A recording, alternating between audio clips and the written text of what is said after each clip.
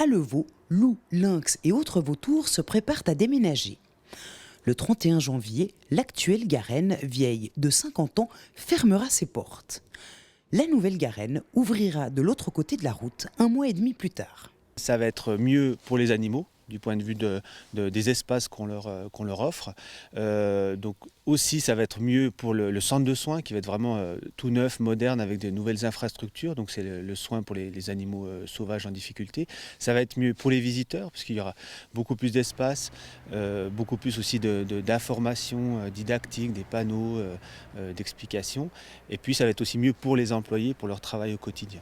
Mais avant la réouverture de ce nouveau parc zoologique mi-mars, il reste un certain nombre de détails à régler. Alors, il faut à la fois préparer les enclos en eux-mêmes pour être sûr que les animaux soient à la fois en sécurité et tout le confort nécessaire. Alors c'est l'eau, c'est l'alimentation, c'est les abris, c'est aussi l'électrification, donc c'est la sécurité des animaux, la sécurité des visiteurs. Et puis aussi c'est être prêt en face à pouvoir aussi leur faire à manger, les soigner, donc c'est l'ensemble de l'infrastructure et puis aussi du bien-être des animaux qu'il faut préparer. Une fois le nouveau parc opérationnel, les pensionnaires déménageront.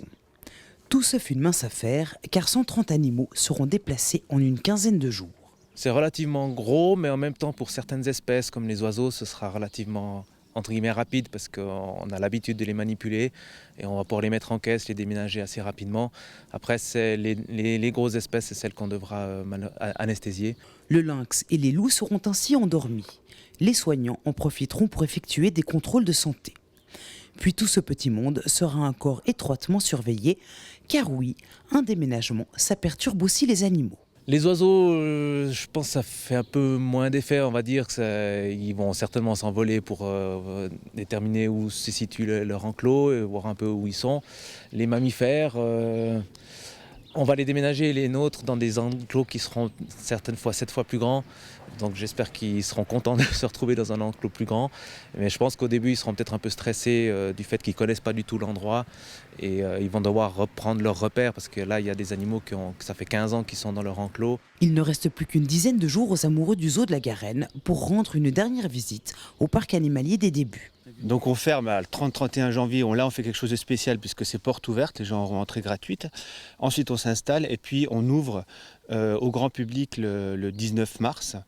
Donc là on ne va pas faire quelque chose de spécial avec des animations spéciales. On considère que la découverte du nouveau parc en lui-même est déjà quelque chose de suffisant. Le 19 mars prochain, les visiteurs pourront alors découvrir une magnifique passerelle en bois serpentant au-dessus des lynx et des loups, mais aussi la plus grande volière d'Europe. Le futur parc animalier de la Garenne n'hébergera plus que des espèces indigènes.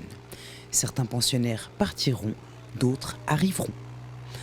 Les nouvelles installations auront coûté 14,5 millions de francs, financés par les collectivités publiques et par le privé.